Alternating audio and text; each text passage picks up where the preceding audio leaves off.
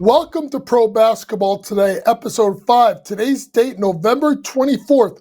Let's get started with our starting lineup where the King has returned.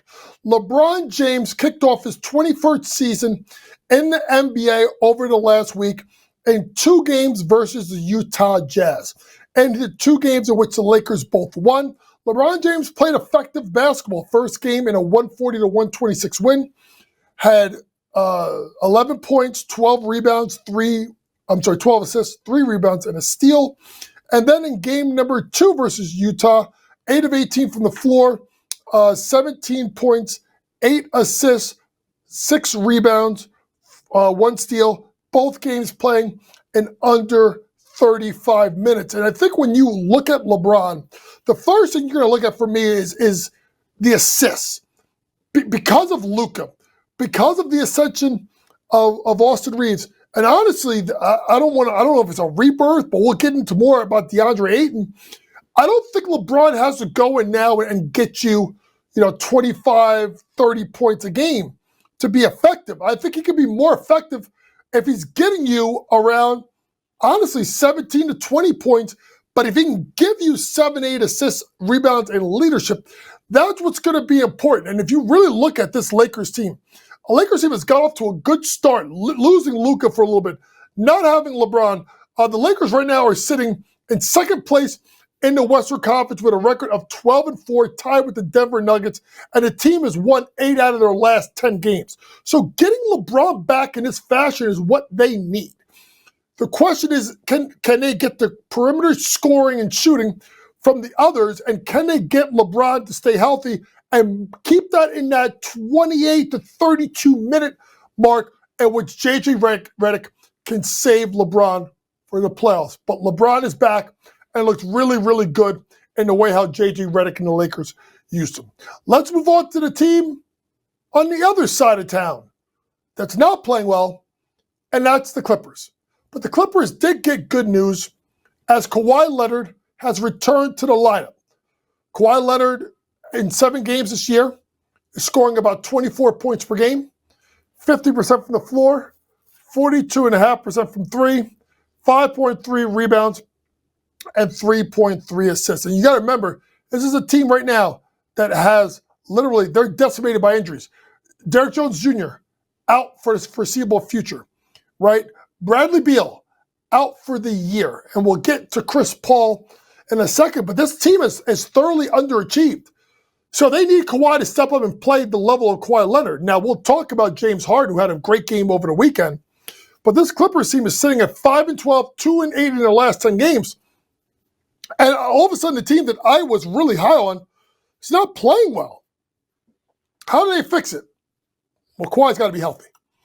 And he's got to play at a level that is of a top 10 player in the world, top 15 player in the world. Do I think Kawhi can do it? Absolutely.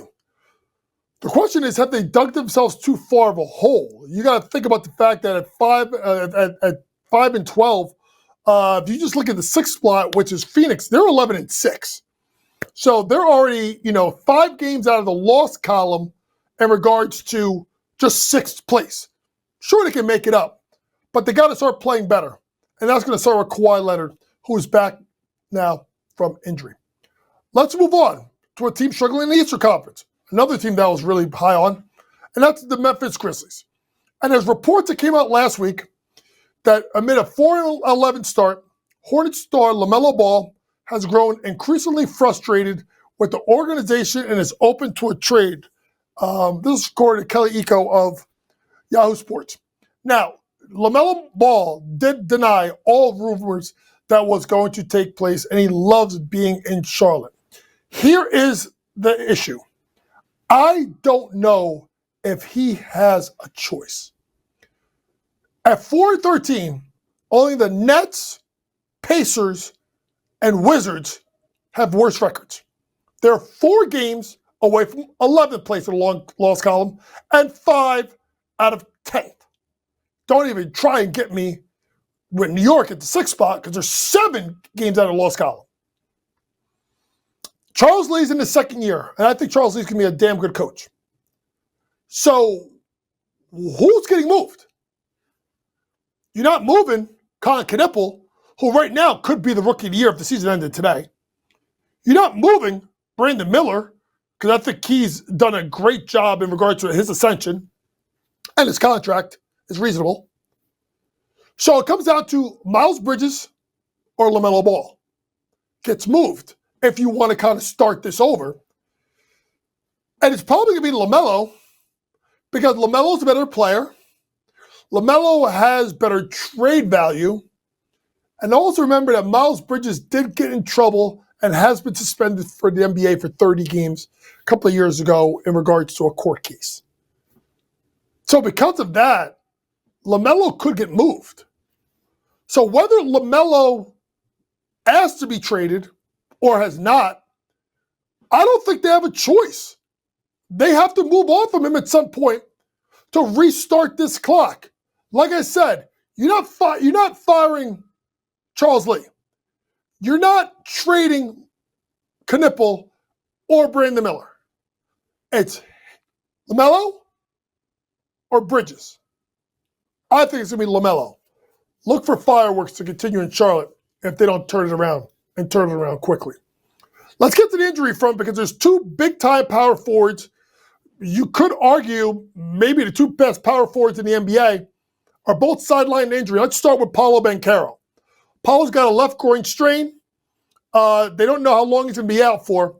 But when you look at Paolo Banchero this year so far, was getting you 21.7 points per game, 46.1% from the floor, 25% from three, 9 rebounds, 4 assists.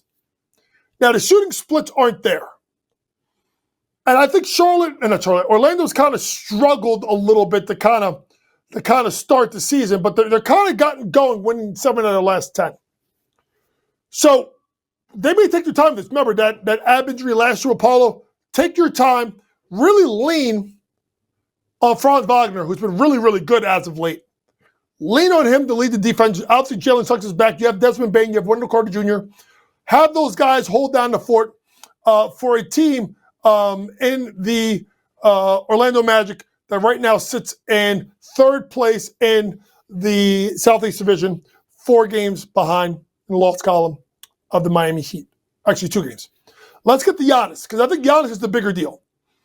Giannis has been playing really good basketball for this week, but he's out for 1 to 2 weeks with a low-grade left groin strain. Just got to be careful with these groins. Giannis, 31.2, 63% from the floor, 50% from 3. Holy smokes. 11 rebounds, 6.8 assists. Think about this. 6.8 assists. Season ended today. What being a career high. 62.9% from the floor. That's a career high. 50% from 3. Oh my God. He usually doesn't even shoot 30% from 3. That's a career high. So Giannis is out, and they're going to have to hold the fort for me for a Bucks team that's not playing well right now. Milwaukee is now in 4th place in the division, 8-9, losers of their last 4 games. And right now they're sitting in 11th in the Eastern Conference. So they need to get him back and get him back quick. Last thing for the starting lineup. Chris Paul announced that he's going to retire at the end of the year after a decorated 21-year career. Chris Paul, that is a 12-time All-Star, 11-time All-NBA team member, has been an all-defensive player numerous times, 6 times led the league in steals, 5 times led the league in assists. Chris Paul is top 75 player of all time. And I will say this argument, and people may disagree with me. If you're asking me in this generation, if I'm taking Chris Paul or I'm taking James Harden to start my team, I am absolutely taking Chris Paul. This has been your starting lineup. After the commercial break, we'll get into Jalen Johnson and DeAndre Ayton, how they're playing, but also looking at the rise of the Raptors, and we'll take a look at the 3 worst teams in the East. We'll be back to talk about this in our future focus after this commercial break.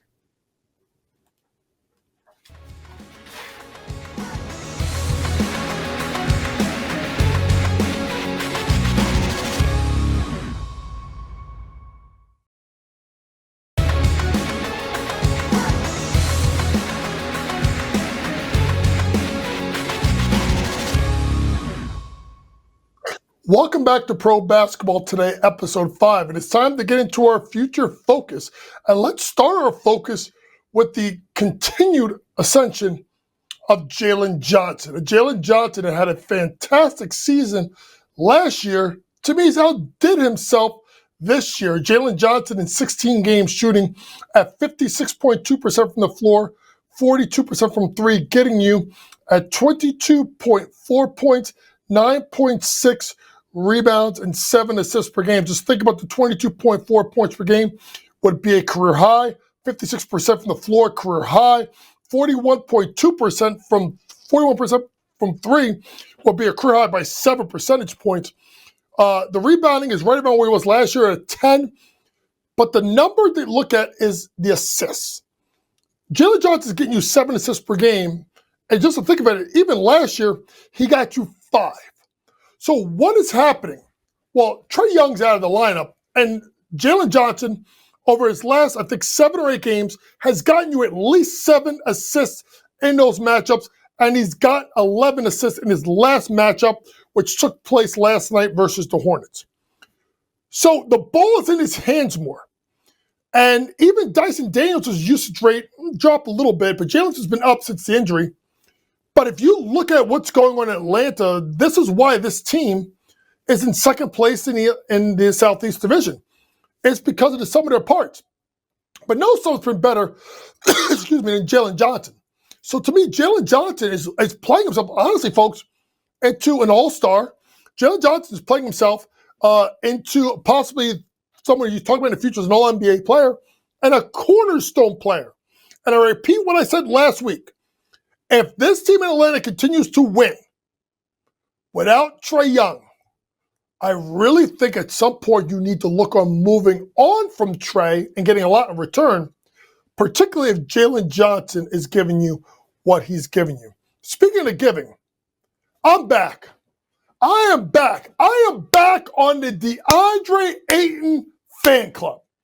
As anybody knows on Sports Grid, I was the president, founder, and the last member of the DA fan club. But DA's playing ball, and DA's playing really good ball. Now, I understand he got a left knee contusion, only played 12 minutes last night. But if you take a look at the rest of his games, this year, in 15 games, including only giving you 2 points and 3 rebounds against Utah last night, he's giving you 15.5, 8.4, 70% from the field, and a Shaquille O'Neal-esque 57% from the foul line. So we got to get the free throws up. I mean, there's no way around it. But folks, could Ayton be here again?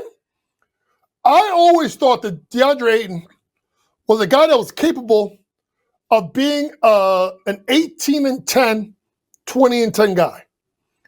Best season, you got to remember, folks, he had, let's say, I think 3 or 4 years in a row from 2018-19 to 22-23 where he averaged a double-double. So we're not talking about someone that doesn't have the talent. It's there. We just haven't seen it consistently enough. This was his last shot with the Lakers. And him, as not your top scoring threat, that's Luka. Not your number 2 scoring threat, that's probably Austin Reeves. Maybe even not your number 3 scoring threat, that's LeBron. But if DA can get you between 14 to 16 points and 10 rebounds a game, go ahead and tell me 10 centers that are better than him. I'll wait. Give me 10. I mean, there's the usual suspects. There's Bam. There's the Joker. Talk about the impact that Mitchell Robinson has with the Knicks. You talk about Alperen Şengün over. He's a power forward right now because of Steven Adams starting.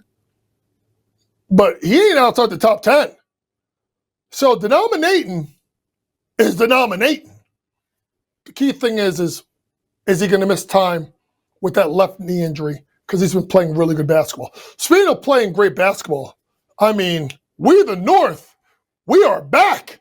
And they are playing fantastic basketball, winners of 7 straight games the Toronto Raptors, and really at a record of 12-5. I think they are in. I want to say they're in second place in the Eastern Conference right now, and it's just you got to just be happy with this team. I sat there and I told people, if they were healthy, I said this team was going to make the playoffs. You can't look at this team with B.I., with Scotty Barnes, with Jakob, he has missed some time, with R.J. Barrett, with Emmanuel Quickly. You could not tell me that this team was going to not win. They had to be healthy. And that's the key thing. They have been healthy. So I think that is what has been really good about them, is the fact that they're giving you what you think that you're going to get out of them. And they are the sum of their parts. Radakovic has done a really good job with this team. Can they stay where they are? Can they be the second best team in the Atlantic Division? I know they're ahead of New York, but I'm going to tell you right now, Philadelphia's got injury concerns with Embiid. Boston is not Boston. We don't even want to talk about the Nets. We'll talk about them in a second. But Toronto's the second best team. It means they should make the playoffs. Let's end this with this one. Look at these three teams in the East. Washington, Indiana, Brooklyn. What team has the brightest future? You have to say Indiana, right? Like, you get Hallie back next year. They got young pieces. They just gave Naismith the bag. They should be better. Brooklyn will always be third on this list. I trust Washington. They got movable assets. They may move, and they should be able to be okay in the draft. I can't take a team that had 4 first-round draft picks and took 3 of them, and a team with 3 wins and 4 first-round draft picks, 3 are in the G League. Coming up next, we'll get into the fastest 4 minutes of basketball. We'll talk about James Harden exploding with a 55-point game, Nikola Jokic playing out of his mind, and we'll take a look at Aaron Gordon being out along with LaMelo drama after this commercial break.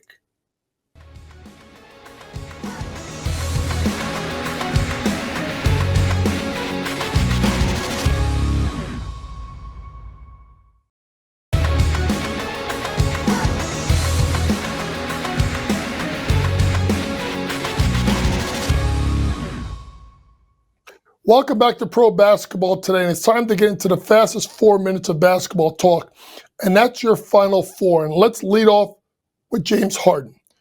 James Harden has had a decorated career. James Harden, I said earlier on the show that if you asked me to start a team with a point guard in this generation, I'm taking Chris Paul over James Harden. James Harden had himself a game over the weekend. 55 points in 35 minutes. 17 of 26 from the floor. 10 out of 16 from 3, 7 assists, and 3 rebounds. And James Harden will always be able to put up tremendous stats. And it's not surprising that he's able to do this on occasion because of he's always been an ability to score. Now, he did struggle the next game at Cleveland, but that's on a second leg of a back-to-back, and you're going to expect that to happen sometimes. James Harden will always have tremendous stats. This is a guy that's had a fantastic career, a Hall of Fame career. But what's going to be measured with James Harden is, can he get a team to the finals? His own team. Remember, he went to the finals with Oklahoma City. And he's going to do his part. Kawhi hopefully gets healthy, but it's got to be on everyone else, with Derrick Jones Jr. out right now, and obviously Bradley Beal out for the year. Other guys have to step up, the Batums, the Brook Lopez's, right? The John Collinses. They have to play better basketball for a team that's been a huge underachievement. You know what's not been underachievement? That's the best player in the world. And no, I'm not talking about SGA. That's Nikola Jokic. Nikola Jokic is on an absolute heater right now, scoring right this season at 30.4 points per game, 13 rebounds, and 10.8 assists. And it's amazing because when you look at Nikola Jokic. He had kind of gotten himself off to a slow start to begin the year, but that was partially because of that 50-point game that Aaron Gordon had, or it was the Jamal Murray had a big game. But these last 6 or 7 games, he's been putting up video game stats. His 62.8% from the floor would be the best in, I think, 3 or 4 years. His 41.8% from 3 would be a career high. So Nikola Jokic is playing at the level that we expect and that we think we're going to get out of him, out of a generational center that I've just never seen before. What a performance by Nikola Jokic for a Denver Nuggets team that doesn't have all great news. There's an injury to Aaron Gordon. Aaron Gordon, who has a grade 2 right hamstring strain, according to Shams, will be reevaluated in 4 to 6 weeks. Aaron Gordon was getting you about 18.8 points per game. Folks, that was a career high. He is such a junkyard dog. He's such a crucial figure for this organization, especially the fact that his uptick in scoring has gone up. Bruce Brown has to step up. Tim Hardaway Jr. has to keep doing what he's doing off the bench. Jamal Murray's got to be the Robin to the Batman of the Joker. And David Alleman has got to continue to be what I think is one of the best coaches of the year stories in the NBA. Speaking of coaches, the New York Liberty has named a new head coach in Chris DeMarco. Chris DeMarco is an assistant with Golden State, really focused on player development and the defense. He's been part of all those championship teams. And Sabrina Ionescu actually reached out to Steph Curry about DeMarco. The Liberty are hoping to retain their I would call their core 4, right? But there's a 5th piece we keep forgetting about, and that's Banchero Hamilton, who missed all last season to an injury. If the Liberty have their big 3 of John Quell, Stewie, and Ionescu back, and they retain Natasha Cloud and bring back Banchero Hamilton, Kennedy Burke improved, they're going to be major players, and free agents are going to want to play for them. Let's get to our buzzer beater. The WNBA held their draft lottery on Sunday, and oh my goodness, the Dallas Wings did it again, and they have the number 1 draft pick in the 2026 WNBA draft with Minnesota 2, Seattle 3. Now, everybody's going to think about AZ Fudd. Is she going to be the number 1 draft pick?